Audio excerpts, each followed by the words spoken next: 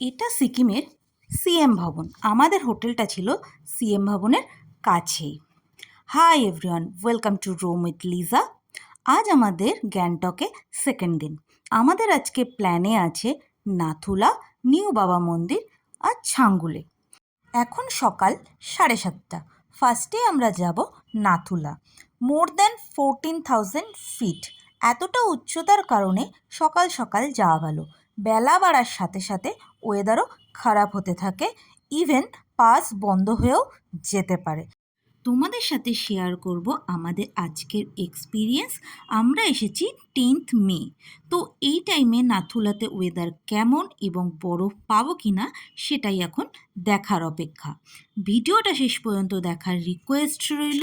আর ভিডিওটা ভালো লাগলে অবশ্যই লাইক এবং শেয়ার করো। আর চ্যানেলে নতুন হয়ে থাকলে সাবস্ক্রাইব করো এই রকম আরও ভিডিও দেখার জন্য। এই সামনে চেক পয়েন্টে নাথুলার পারমিট সাবমিট করতে হয়। আমাদের ড্রাইভার তেনজি পারমিট আগের দিন করিয়ে নিয়েছিল। আর পারমিটের জন্য ভোটার কার্ড, আধার কার্ড, একটা পাসপোর্ট সাইজ ফটো লাগে। আমরা সব ডকুমেন্টস সফট কপি দিয়েছিলাম। নাথুলা কিন্তু কার প্যাকেজের বাইরে থাকে। আমাদের নাথুলা যাওয়ার জন্য 4,000 এক্সট্রা দিতে হয়েছিল। গ্যাংটকের প্রথম দিনের ভিডিও কিন্তু আমার চ্যানেলে অলরেডি আপলোড করা আছে, তোমরা ওখান থেকে দেখে নিতে পারো।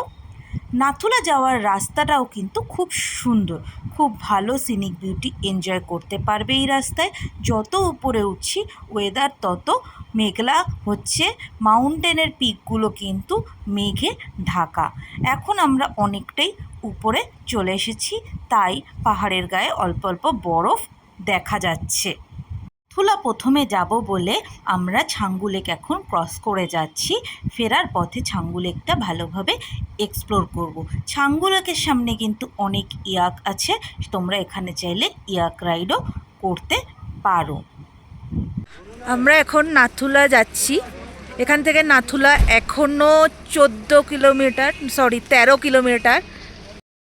বরফ দেখাটা এটাও ফার্স্ট টাইম এক্সপিরিয়েন্স হচ্ছে আমার। আমি এর আগে কোনো দিন এরকম দেখিনি, ভিডিওতেই যা দেখেছি। তো ফার্স্ট টাইম আমার এক্সপিরিয়েন্স হচ্ছে। উপর গিয়ে আশা করছি আরও বরফ পাবো, খুব ভালো লাগছে। এখন আমরা আরও উপরে চলে এসেছি। নাথুলা আর বেশি দূর নয়, 4-5 কিলোমিটার। বরফে ঢাকা রাস্তা দিয়ে আমরা এগিয়ে চলেছি নাথুলার দিকে। মে মাসে যে এরকম বরফ পাবো এটা এক্সপেক্ট করিনি। রাস্তা যেমন সাদা বরফে ঢাকা, চারপাশও সাদা মেঘে ঢাকা। আমরা পৌঁছে গেছি নাথুলাতে। আমরা পৌঁছে যাওয়ার সাথে সাথেই স্নোফল শুরু হয়ে গেছে। এখানে ভালোই এখন ঠান্ডা, রীতিমতো স্নোফল হচ্ছে। এখানে অল্প স্বল্প স্নোফল হচ্ছে। ভীষণ ঠান্ডা, চারিদিকে ভীষণ বরফ। Sure minus temperature. এখন পুরো সাদা, কিচ্ছু দেখা যাচ্ছে না। নাথুলা কিন্তু ইন্দো চায়না বর্ডারটা ওই উপরে। আমরা বর্ডার পর্যন্ত যাব। তার আগে বরফ নিয়ে একটু ফটোশ্যুট করে নিচ্ছি, তারপরে আমরা সিঁড়ি দিয়ে বর্ডার পর্যন্ত যাব। এখন মাইনাসে টেম্পারেচার হবে, স্নোফল বাড়ছে, আরও অনেকটা বাড়ছে।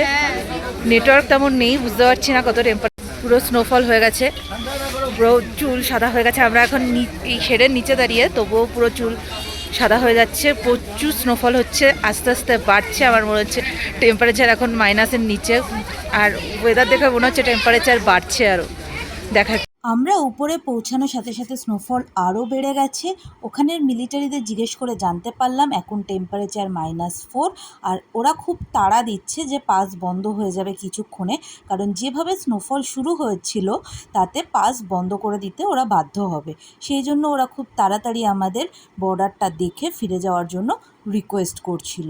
যে কোনো বর্ডারে কিন্তু ফটো তোলা বারণ, তাই আমরা বর্ডার থেকে একটু নিচে নেমে এসে, ওরা যেহেতু তাড়া দিচ্ছিল তাই আমরাও তাড়াতাড়ি করে কিছু ফটো তুলে নিয়েছি বরফের সাথে। তারপরে আমরা নেক্সট ডেস্টিনেশনে চলে গেছি, সেটা হচ্ছে নিউ বাবা মন্দির। আমরা যখন নিউ বাবা মন্দিরে পৌঁছাই তখন বেশ ভালোই বৃষ্টি হচ্ছিল, তাই ছাতা মাথায় নিয়ে আমাদের বাবা মন্দিরটা ভিজিট করতে হলো। এখন কিন্তু ভীষণ ঠান্ডা এখানে। এটা হচ্ছে হরভজন সিংয়ের নতুন মন্দির। এটা ট্যুরিস্টদের জন্য নতুন করে বানিয়ে দেওয়া হয়েছে। ওল্ড বাবা মন্দিরটা কিন্তু সিল্ক রুটে পড়ে। এখানে ভীষণ মেঘলা ওয়েদার, আমরা তাই খুব তাড়াতাড়ি করে বাবা মন্দিরটা ভিজিট করে নিলাম। কিছু স্টিল ফটো তুলেছি, কারণ বৃষ্টির কারণে ভিডিও করা পসিবল হয়নি। হরভজন সিং বেঁচে থাকাকালীন যেভাবে সে ডিউটি করতো, তার যা যা জিনিস পছন্দ ছিল সেইভাবেই এই মন্দিরটাকে সাজিয়ে তোলা হয়েছে। এখানেই আমরা একটু স্ন্যাক্স খেয়ে নিলাম। এখানে একটা ফুড কোর্ট রয়েছে, সেটা খুব ভালোই স্ন্যাক্স এখানে পাওয়া যায়। সেখান থেকে আমরা স্ন্যাক্স খেয়ে নিয়ে আমরা চলে গেলাম নেক্সট স্পট ছাঙ্গুলে।